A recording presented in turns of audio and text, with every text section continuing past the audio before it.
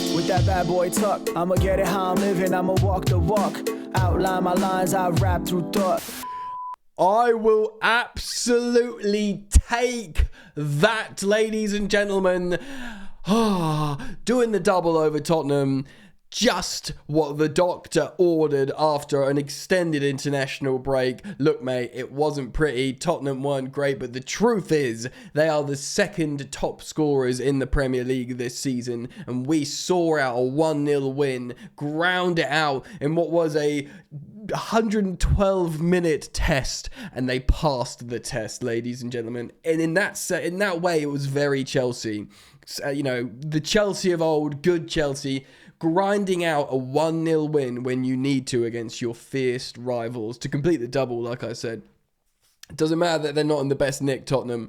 This is what it's about. And it was a really, really, ultimately a good performance. It was a really wet first half that was essentially covered. Like, the only exciting thing about it was a bit of a fight at the end. It all really happened in the second half. And ultimately, Chelsea saw it out. And VAR made us endure a lot of pain, and hence somehow, man, that's the thing when you've got poor, inept, completely like poor officiating where they make you wait for that so long, then you've sort of in your head, you feel like you're still watching the game, and then you've got to grind out and endure that stoppage time. But we did it with Capitano Enzo Fernandez, Cole Palmer getting an assist, back on track, back in terms of a goal involvements. Reece James back, Noni back, Jackson's back. The international break's done. We've come back. We've got a win against our rivals. We're back in the top 4. Ladies and gentlemen, welcome back to Football Therapy. With me, your host, Jan. I do hope you're doing well. Drop a like on the video as everything falls apart behind me. Subscribe if you're new, or subscribe if you're a returning visitor and yet to subscribe. And let's ruddy into it, mate. Oh, it's such a soothing salve beating Tottenham. I was already sick, as many of you know, and just shouting at the TV. But yeah, great Chelsea support, a good performance. And like I said, we're a little bit out. They're out of sorts, we are too. And if we didn't win this game, it would have been really painful because they were there for the taking largely. But like I said, they're very capable of scoring goals, Tottenham. And when you're defending a 1-0 lead with this, super young, inexperienced Chelsea side still trying to develop relationships, to grind out the win like that, it feels so good. It really genuinely does. If Caicedo goal stood and we coasted to the end, I'll be feeling really, really good. But there's something vintage Chelsea about really just earning that win, that 1-0 win. I mean, Arsenal fans will tell you that under Mikel Arteta recently. Sure, it's great to win 2-3 or 4-0 and just be dominant and confident to keep scoring. But also to understand, all right, this is our role in the game now. All the great teams do it. This is our role. We've got to defend our win. And boy, howdy, did we do it. And we mugged Spurs off, and they got loads of bookings, and it was fun. Well, we got bookings as well. It was an absolute ding-dong, really. Well, not a ding-dong. Obviously, it's not hardly Battle of the Bridge, but we've done the double over them. I'm feeling good. We needed to win. Like I said, we are back in the top 4 now. Of course, Newcastle have a game in hand, which even should they win that, we're in the top 5, which is Champions League qualifications. We've got harder games to come. But, there's good players, bro. Let's talk about this. Let's look at the sofa score. First of all, the last time good centre-back pairing, Romero and Van de Ven, were available to play together. Do you know when the last time that was? When they played Chelsea. Oh, I'm pressing all the wrong buttons, guys. Malfunctioning. There we go. They just seem to manifest when they're playing Chelsea. So Vicario is a good goalkeeper. And to be honest, all these players, like this, do you know what's really telling you? When the lineups came out, I checked Chelsea, right? But then I checked Tottenham. And all the Tottenham fans were gassed, were buzzing on that lineup.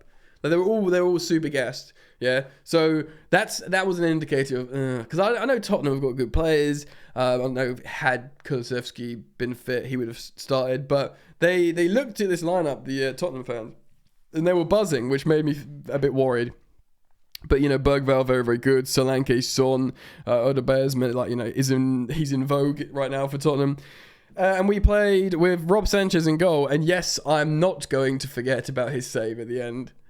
He deserves credit. Colwill, Chalobah playing proper Chelsea and in rucks into the first half, headers away. Gusto One man of the match, the player of the match here on SofaScore, so we'll talk about that. Of course, he started over the likes of, well, I know Reece James could have started in midfield, and you had Thomas Tuchel laughing when he came on, like, oh, where's he going to play? Because, of course, Tuchel was in the stands watching. Kukurea, the two £100 million men, and then the front four of Nico returning. Didn't have the best night, but he nearly scored in the first few seconds. Neto on the right, also played false 9, Sancho. With Palmer coming back in the free role, the number 10. Getting himself an assist. That Caicedo goal stood.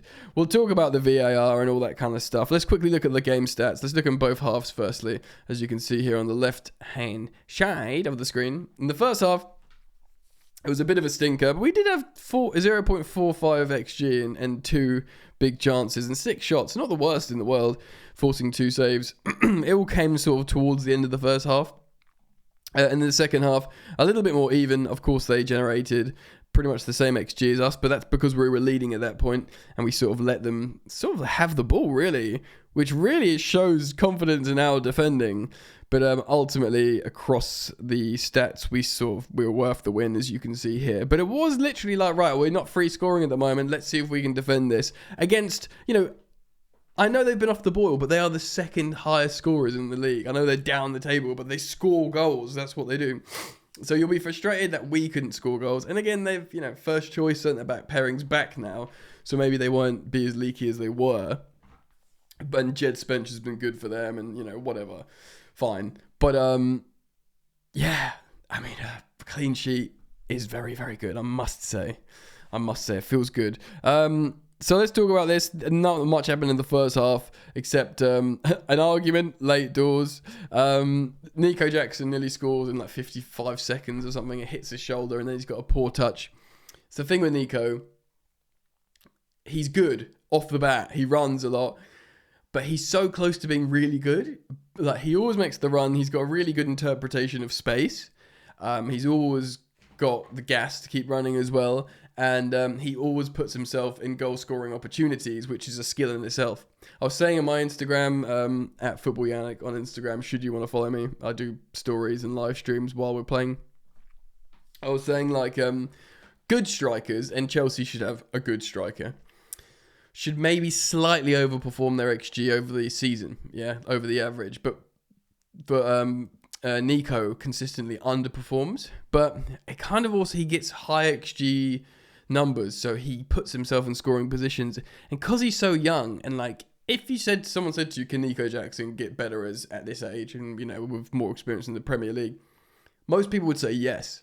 And then he could be really freaking good, bro. Do you know what I mean? I keep saying it. Early doors in the second half, we are cooking.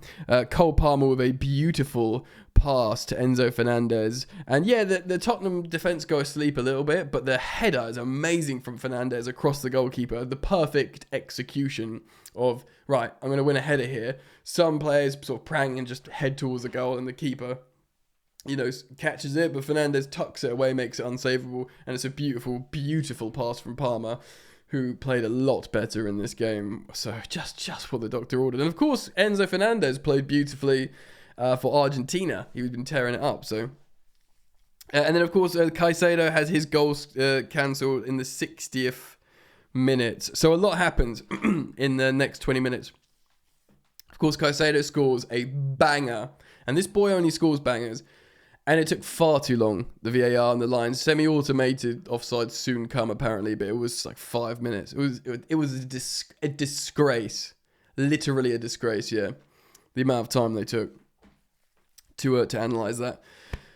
And look, from when they kept just zooming in before the lines came out, I was like, well, he's onside. He looks like onside. So for me, he did, and maybe that's blue tinted shades or whatever, but then the lines came out and they were like, oh, offside. But I just welcome the new tech. I feel bad for him because this is the second time he's had a superb goal at Tottenham ruled out. And I thought 2-0, right, this is, you're 2-0 up in the 60th minute and Spurs start taking silly risks and you feel confident that you don't have to just sit and defend deep.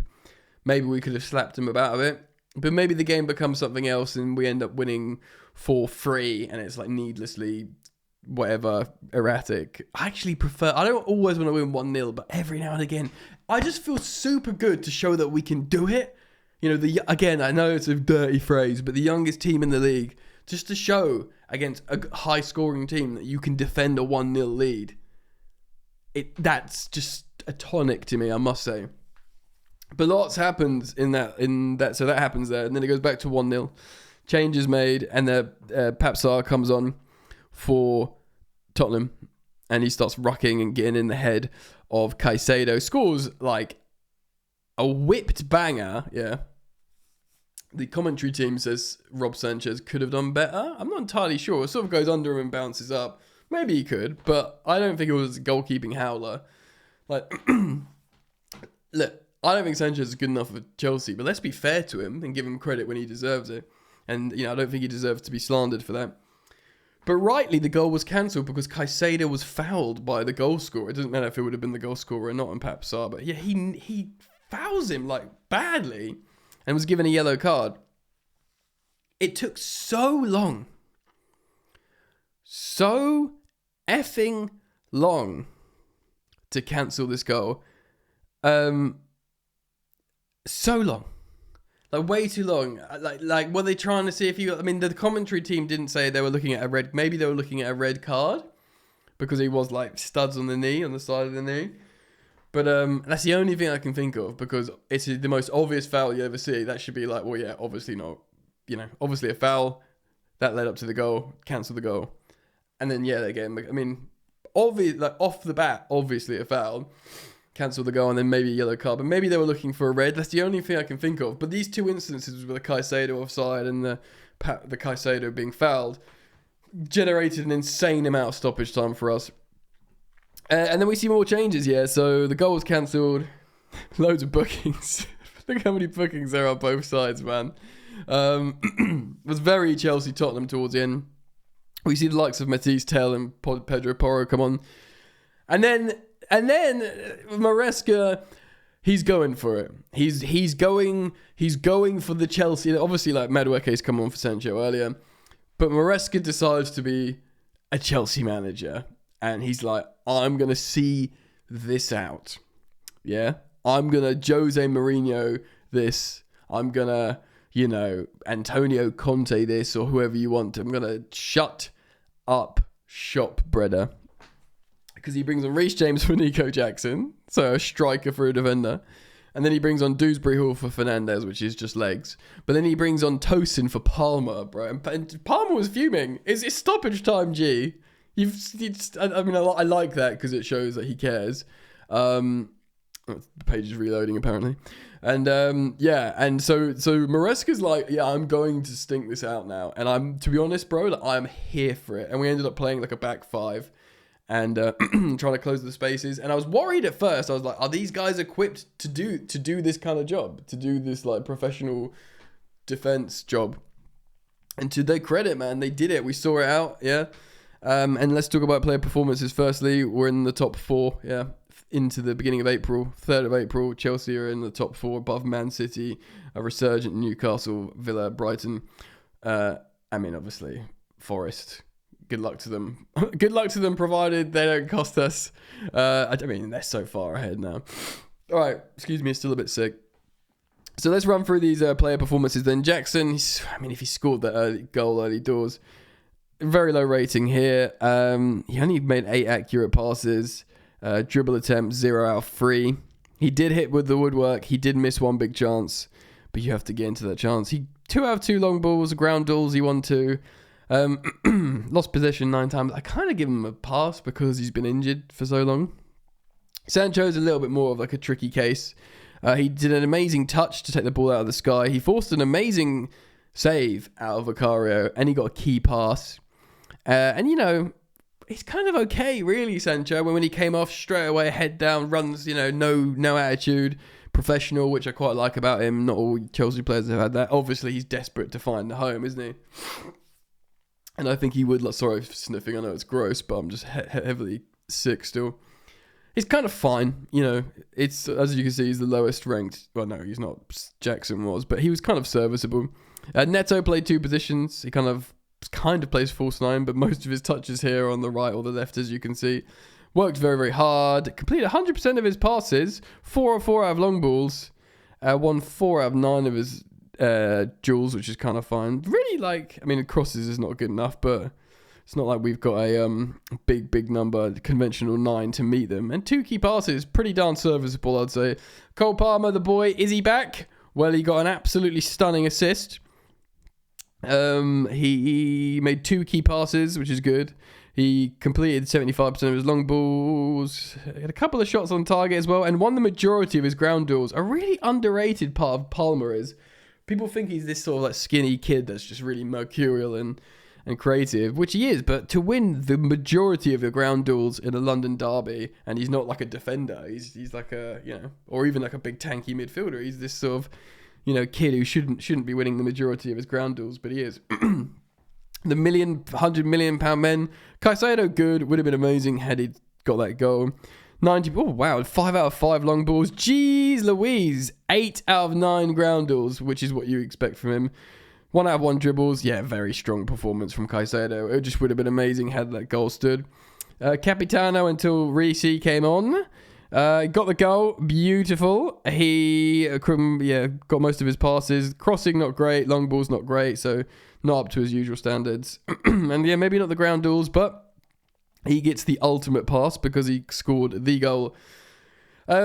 Now, I won't talk about the whole defence. I will just talk about Gusto here because he's got the highest rating on SofaScore. So he made 6 clearances, 1 block shot, 2 interceptions, and a tackle. So it was a defensive masterclass from the attacking fullback. That's what he is inherently. And won 75% of his ground duels. So yeah, he did really good. And he still made 2 key passes. All right, yeah, so he played really well, Gusto. An excellent performance. The whole defense was great, I must say. And Sanchez, he made that save, bro. He made a 3-point earning save where he got down really late on from Son. He jumped early. It was a bit dramatic, his jump, and you know, but he basically anticipated it. Excuse me, and did really, really well and saved Chelsea 3 points there. I've nailed my colours to the mast with Rob Sanchez. I've always said I wouldn't mind him to being good and being Chelsea's goalkeeper. I've got nothing against that. I just don't see it happening. The odd good performance. Although I'm very, very grateful for that save. You're Chelsea's goalkeeper playing against Tottenham, bro. This is your job. Do you know what I mean? Wicked, though. Loving it. Right. I've got to stop the video because my throat's getting super sore. But I'm very happy indeed. Let me know what you think. Comment down below. Thank you for liking and subscribing. Daily videos here, of course. So do keep it locked to Football Therapy. And I hope to see you back here soon. Enjoy. Peace.